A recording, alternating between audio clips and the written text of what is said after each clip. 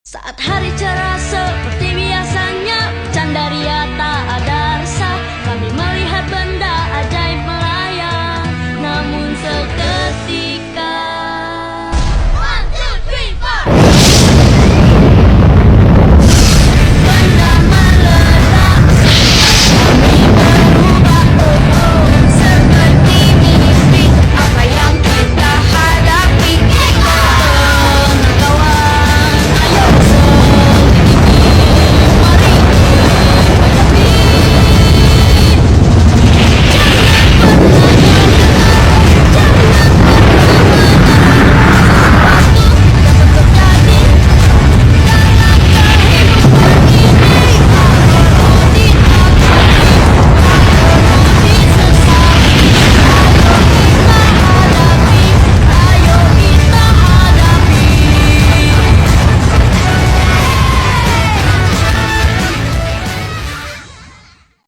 Walaupun peperangan di Eropa telah berakhir, tetapi karena semangat juang tentara Jepang masih tinggi mengakibatkan perang Pasifik terus berlangsung. Walaupun kota-kota penting di Jepang telah mengalami serangan bom dari sekutu, tetapi keadaan ini tidak menyebabkan tentara Jepang menyerah. Karena tidak sabar, akhirnya pada tanggal 6 dan 9 Agustus 1945, Jepang dijatuhi bom atom oleh sekutu. Dan akhirnya, dalam Perang Asia Timur Raya atau Perang di Toa, Jepang mengalami kekalahan besar. Kaisar Hiroto pun datang terpaksa mengakui kekalahannya pada tanggal 14 Agustus 1945. Berita tersebut lalu tersebar ke seluruh dunia dan menghasilkan diketahui oleh pemuda. Dan pemuda yang pertama kali mengetahuinya adalah Sultan Syahir pada sore harinya. Lalu, pada sore itu juga, Sultan Syahir pergi untuk menemui Bung Hatta. Assalamualaikum warahmatullahi wabarakatuh. Waalaikumsalam warahmatullahi wabarakatuh. Saudara-saudaraku, saya mendengar berita yang mengembirakan bagi kita semua, yaitu menyerahnya Jepang terhadap sekutu. Itu merupakan kabar yang bahagia bagi kita semua. Tapi yang saya bingungkan, maksud tua tadi berbicara kekosongan kekuasaan itu apa? Maksud saya, Jepang tidak lagi berkuasa terhadap negeri kita karena menyerah kepada sekutu, sedang sekutu belum sepenuhnya menguasai Indonesia. Oh ya, saya mengerti maksud Tuan. Terima kasih atas penjelasannya Tuan. Lalu apa yang harus kita lakukan untuk mengisi kekosongan ini? Bagaimana kalau kita mengusulkan kepada Soekarno dan Bung Hatta untuk secepatnya memproklamasikan kemerdekaan Indonesia? Saya setuju usul Anda Tuan, karena waktu inilah yang tepat untuk memproklamasikan kemerdekaan bangsa Indonesia. Akhirnya mereka menemui Bung Karno yang saat itu menjabat sebagai ketua PPKI.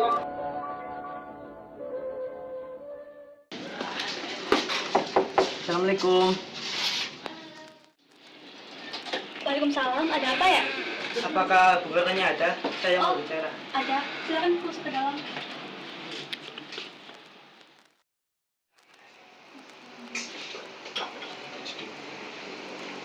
Ya, ada apa? Silakan duduk. Ada apa kalian mencari saya? Kami ingin secepatnya memproklamasikan kemerdekaan bangsa Indonesia. Kenapa kalian ingin secepatnya memproklamasikan kemerdekaan Indonesia? Karena ini adalah waktu yang tepat bagi kita untuk segera memproklamasikan kemerdekaan Indonesia.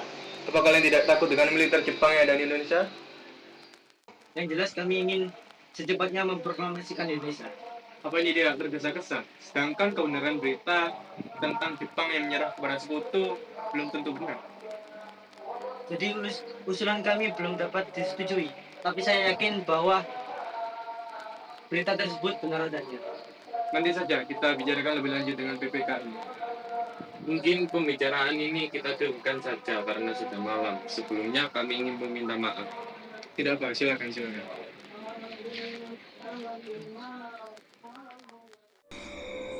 Kemudian para pemuda mengadakan rapat di belakang gedung bakteriologi dan memutuskan untuk mengamankan Bung Karno sekeluarga dan Bung Hatta ke Rengas Dengklok karena tempat itu terpencil dan jauh dari lalu lintas utama. Lalu pada 16 Agustus Bung Karno Ibu Fatmawati, Guntur, dan Bung Hatta dibawa ke Rengas Dengklok.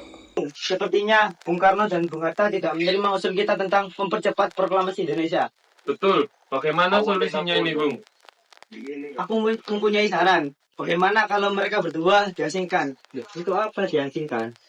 Agar mereka tidak terpengaruhi oleh golongan tua dan tentara Jepang. Oh, setuju. Diasingkan kemana, Bung? Saya punya saran. Lebih cocok ke tempat Rengas Dengklok dekat Karawang. Bagaimana? Setuju.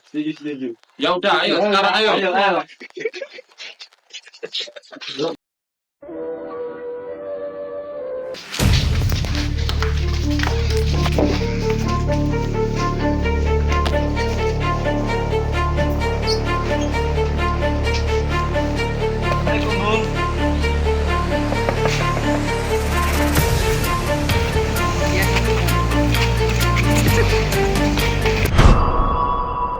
Dan hilangnya ketua pemimpin PPKI tersebut mengejutkan Ahmad Subarjo karena merasa khawatir kepada ketua pemimpinnya. Ia mencari informasi.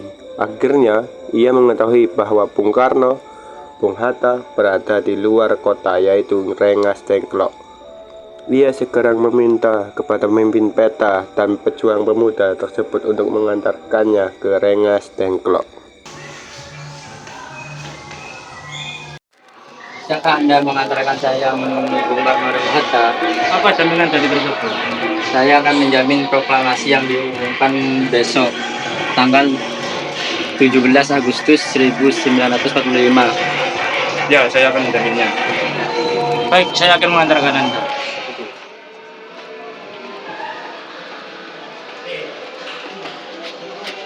Mereka ada di dalam sini.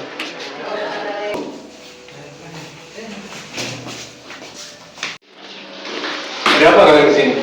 Bung, Jepang sudah menyerah secara resmi. Mengapa demikian? Karena kalian tidak hadir dalam rapat tersebut. Kita sekarang ke Jakarta untuk membuat teks proklamasi. Iya, ayo. Ayo.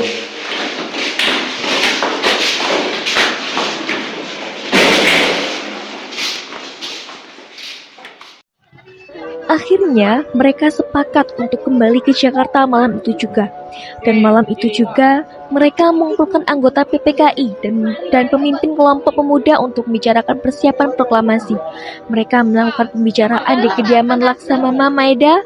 Menjelang dini hari, 3 orang pemimpin PKI merumuskan teks proklamasi di meja makan.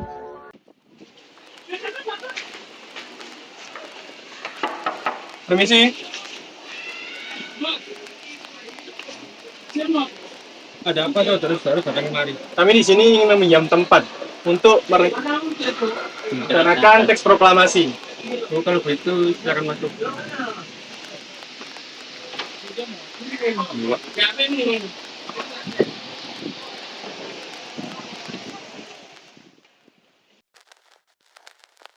Sebelumnya saya berterima kasih kepada Laksamana Maeda sudah membiarkan tempat untuk kami.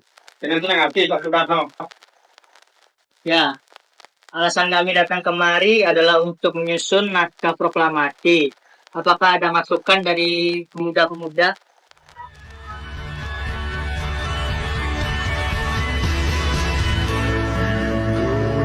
Just like Holy Mary, Mariana cross. Not just another Bloody Mary, Mariana. You go down just like Holy Mary, Mariana cross.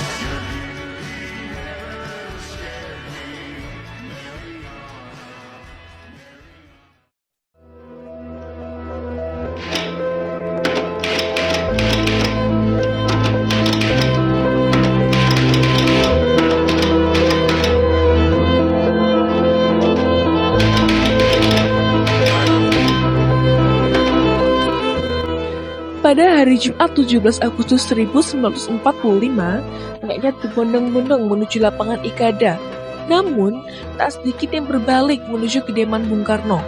Bendera telah dijahit oleh Ibu Fatmawati, tiang bendera yang berasal dari bambu yang tumbuh di belakang rumah Bung Karno, mikrofon yang hanya satu-satunya. Lalu, selain hadirin yang datang semalam juga, telah hadir tokoh lain seperti Dr. Bintaran Marto Atmojo, Ki Hajar Dewantoro, Otto Iskandar Dinata, Kiai Haji Mansur, dan yang lainnya pun telah hadir. Tepat pukul 10.00, Bung Karno dan Bung Hatta melaksanakan cita-cita perjuangan kemerdekaan. Dengan suara jelas, Bung Karno membaca teks dengan didahului dengan suatu pidato, yaitu, Saudara-saudara sekalian, saya telah minta saudara-saudara hadir di sini untuk menyaksikan satu peristiwa maha penting dalam sejarah kita. Berpuluh-puluh tahun kita bangsa Indonesia telah berjuang untuk kemerdekaan tanah air kita. Bahkan telah beratus-ratus tahun. Gelombang aksi kita untuk mencapai kemerdekaan kita itu ada naiknya dan ada turunnya. Tetapi jiwa kita tetap menuju ke arah cita-cita. Juga di dalam zaman Jepang, usaha kita untuk mencapai kemerdekaan nasional tidak berhenti-henti. Di dalam zaman Jepang ini, tampaknya saja kita menyandarkan diri kepada mereka. Tetapi pada hakikatnya, tetap kita menyusun tenaga kita sendiri. Tetap kita percaya kepada kekuatan sendiri. Sekarang, tibalah saatnya kita benar-benar mengambil nasib bangsa dan nasib tanah air di dalam tangan kita sendiri. Hanya bangsa yang berani mengambil nasib dalam tangan sendiri akan dapat berdiri dengan kuatnya. Maka kami tadi malam telah mengadakan musyawarah dengan pemuka-pemuka rakyat Indonesia dari seluruh Indonesia. Permusyawaratan itu seia sekata berpendapat bahwa sekaranglah datang saatnya untuk menyatakan kemerdekaan kita. Saudara-saudara, dengan ini kami nyatakan kebulatan tekad itu. Dengarlah proklamasi kami. Proklamasi kami, bangsa Indonesia, dengan ini menyatakan kemerdekaan Indonesia. Hal-hal yang mengenai pemindahan kekuasaan dan lain-lain diselenggarakan dengan cara saksama dan dalam tempo yang sesingkat-singkatnya. Jakarta, 17 Agustus 1945. Atas nama bangsa Indonesia, Soekarno Hatta. Demikianlah saudara-saudara, kita sekarang telah merdeka. Tidak ada satu ikatan lagi yang mengikat tanah air kita dan bangsa kita. Mulai saat ini, kita menyusun negara kita. Negara merdeka, negara Republik Indonesia. Merdeka kekal dan abadi. Insya Allah, Tuhan memberkati kemerdekaan kita itu.